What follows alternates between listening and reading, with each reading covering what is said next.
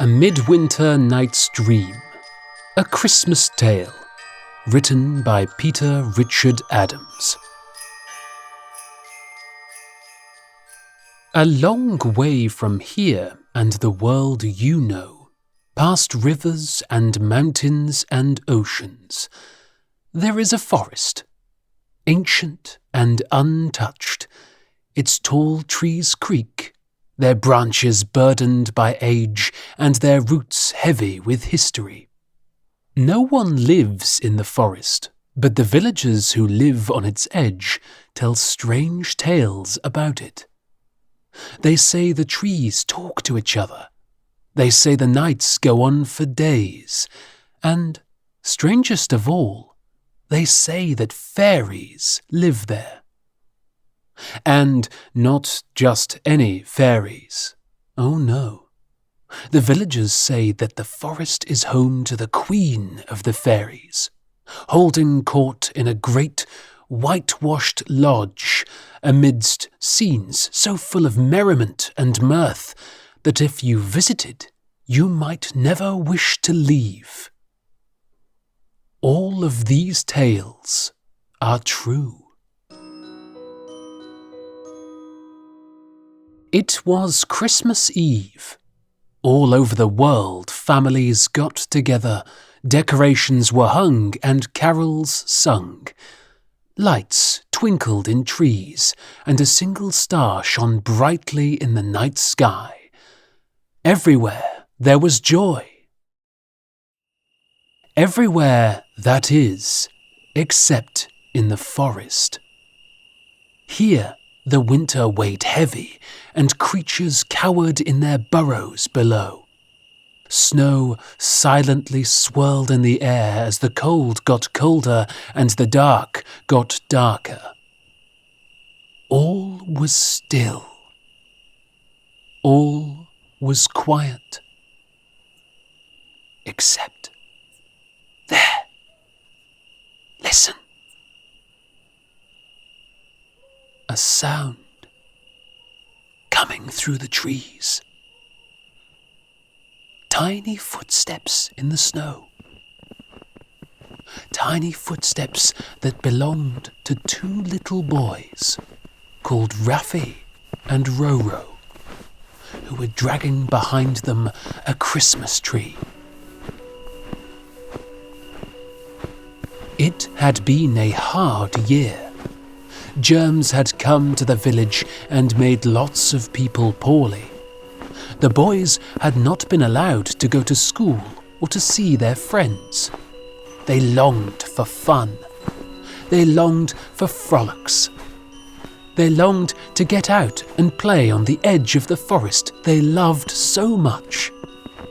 So, when their mummy and daddy had asked them to go out to find a Christmas tree, they had quickly wrapped themselves in scarves, coats, mittens and hats, setting off to find the most perfect tree to bring to an end the most imperfect of years. Slowly, they had gone deeper and deeper into the forest. Although they had found the tree, they had lost their way. Are we lost? Asked Roro. No, replied Raffy. I just don't know where we are. Look! Gasped Roro. In front of them, through the trees and snow, they could see a building. And not just any building. It was a great, whitewashed lodge, towering 3 stories high. In a window, a light was burning.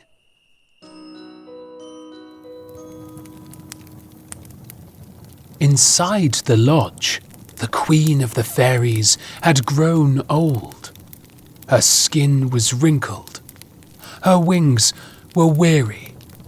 Her clothes ragged and torn. Even her crown no longer sat snugly on her head, and her wand was wonky. She was sad and lonely. Oh, whoa, whoa! She wailed, sat on her throne in front of a dwindling fire. She stared at her courtroom. It had become so empty of mirth, so empty of merriment, so empty of mayhem and even of fairies.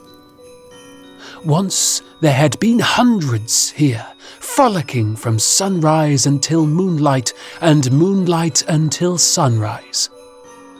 But slowly, so slowly, that at first she had not noticed, they had begun to disappear. Now there was nothing left except for the Queen, her throne, and the silence of the empty room. Oh, and Piggy Dance Dance, her faithful, oversized hog steed. Tired of sitting in an empty room, she jumped atop her porcine stallion and rode it upstairs so she could look out over the forest. Staring at the scene below, the Queen was shocked and surprised. How long had she been sat sadly on her throne for? Had it been hours? Had it been days? Had it been weeks, months, or years? Had it not been a summer day when she had last looked out across the forest? Now it was a winter's night, and a thick snow lay across the canopy. But even more surprising was that there were two little boys approaching, lost in the snow. Raffi and Roro had grown cold and hungry, tired and troubled. The night had grown darker and the snow thicker. The weight of the tree they dragged became heavier and heavier and heavier. They knew that they were lost and that they needed to ask for help at the lodge.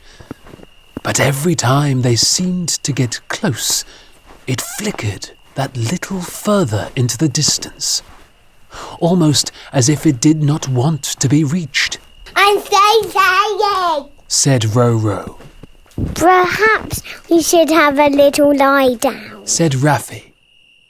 And as they did so, the snow began to slowly cover them.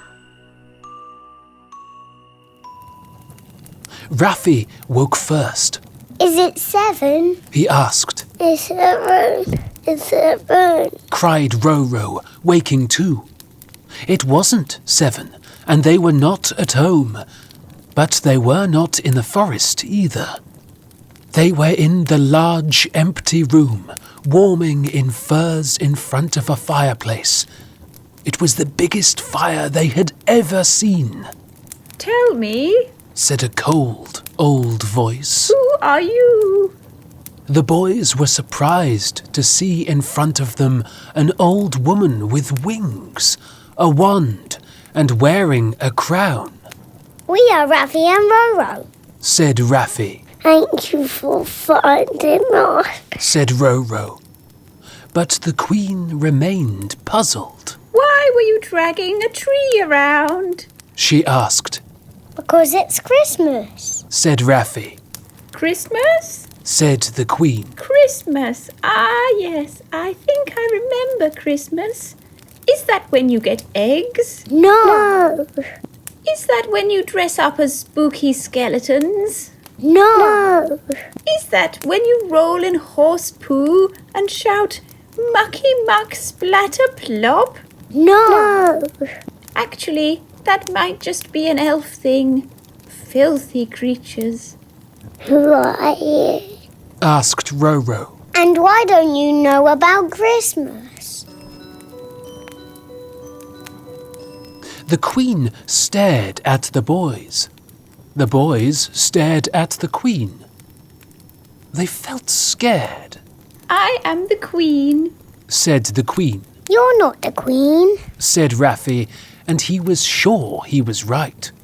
His dad had taken him to see the Queen's house once. He had done a wee on one of her trees and popped to the pub on the way home. The queen he knew didn't have weary wings or a wonky wand, and she definitely didn't live in the forest near his village. I'm a different queen, said the queen. Suddenly, her porky pony Piggy Dance Dance entered the courtroom. Oh, Piggy Dance Dance, said Ro-Ro. You know my steed? Asked the queen. No, I just want Piggy's dance. The queen sighed. She was growing weary of these boys and their silliness. She longed to return to her lonely peace and quiet. If that involved getting a hog to cut some rug, then... So be it. With a waggle of her wand, Piggy Dance Dance slowly began to sway. First to the left, then to the right.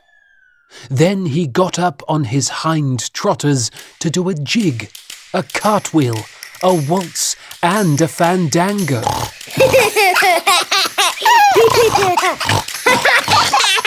The queen laughed. It had been a long time. Ha ha, I am amused. And, as she laughed, there was a pop. Out of nowhere, Grub, one of the lost fairies, appeared. Grub, where have you been? Go make some grub. She ordered, and Grub flew off to the kitchens to turn on the cooker. The boys laughed to see the little fairy fly away, which made the queen laugh again. Ha ha. As she did so, there was another pop. And another little lost fairy popped into existence. Fiddler, it's you. Play us a tune. And as Fiddler played, the boys began to dance with the pig, and the queen laughed again. Ha ha. Which caused another forgotten fairy to pop into existence. Who is this one? Asked Raffi. This is Humbum. Said the queen. You don't want to know what he does.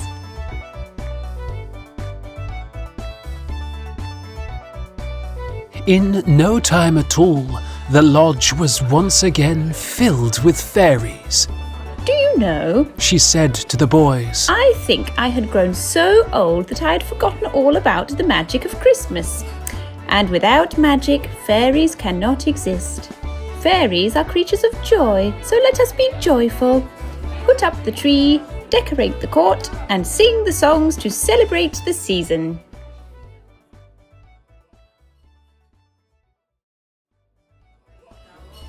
Oh, joy, joy! Said the queen, for she was glad and happy. Sat on her throne in front of a roaring fire, she stared at her courtroom. It had become so full of mirth, so full of merriment, of mayhem, and even of fairies. There were hundreds here, frolicking from sunrise until moonlight, and moonlight until sunrise. Grub brought grub, Fiddler fiddled, and Humbum did something unsavoury with no pants on. The Christmas party carried on and on and on, until Raffi and Ro-Ro, full of grub and done with dancing, needed the toilet. As they washed their hands, like all good boys do, they looked into the mirror. Staring at their faces, they were both shocked and surprised. How long had they been at the fairy party for? Had it been hours? Had it been days? Had it been weeks, months, or years? They were no longer little boys. Their clothes no longer fitted, and they had beards upon their chins. They had become grown-ups. Quickly, they raced to see the queen, who was taking part in a handstand competition. She was no longer old, but had grown young. Her skin was smooth, her wings were wonderful, her clothes perfect and pristine. Even her crown sat snugly on her head, and her wand was no longer wonky. She laughed to see them. Are you having fun? Are you having frolics? She asked. Yes, Replied Raffi. but I think we've been here too long. It's too soon to be grown-ups. Christmas. Oh, wait, Mummy and Daddy. Added Ro-Ro. Oh. Said the Queen. Amidst these scenes of merriment and mirth, I had hoped you might never wish to leave. But the Queen looked at their fed-up faces and realized that at Christmas no one should feel sad. The boys had brought her the greatest Christmas gift. She was once again young and had her fairy court back. So it was time to give them a gift in return. She smiled upon them kindly. So be it. I shall miss you both. Happy Christmas, boys! With a waggle of her wand, Raffi and Ro-Ro were whisked away, far from the lodge, far from the fairies, to the edge of the forest. In the distance, they could hear their daddy calling. Raffi! Ro-Ro! Raffi! Ro-Ro! Ah, there you are, my fine little boys. The boys looked at each other. To their shock and surprise, they were young again. Come on, your mummy's missing you. You've been gone so long I thought you might miss Christmas. And the boys laughed. Silly Daddy didn't realize that they had missed Christmas, or that they had met the Queen of the Fairies and been to the greatest party ever. But no matter how good it had been, it would be nothing compared to Christmas with their mummy and daddy. A long way from here and the world you know, past rivers and mountains and oceans, there is a forest where two little boys and their daddy are dragging a tree home. The most perfect tree to bring an end to the most imperfect of years.